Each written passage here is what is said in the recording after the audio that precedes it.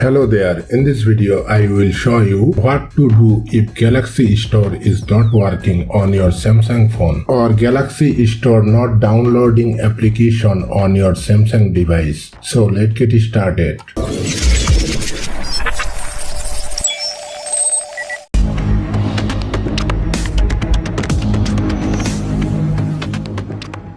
Method number 1. Go to the settings of your device. Scroll down and find out apps. Tap on it. Search for Galaxy Store. Open it. Tap on Force Stop, then tap OK. Tap Storage. Tap Clear Cache. Tap Clear Data. Tap OK or Delete. After that, move back to the home screen and restart your phone. After the restart, I hope your problem will be fixed. If this method not working on your device, then go ahead with the next method. Method number 2. Tap and hold on the Galaxy Store application. Then tap here. Tap on Galaxy Store setting. Tap Auto Updates app. Select using Wi-Fi or mobile data.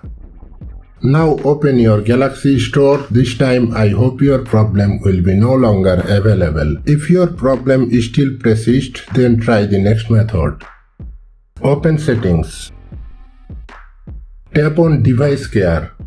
Tap on Storage. Make sure that you have enough storage on your device. If not, then free up some space by deleting unnecessary files. Once it is completed, I hope your problem will be fixed. If this method not working on your device, then try the next method. Method number 4. Go to Settings.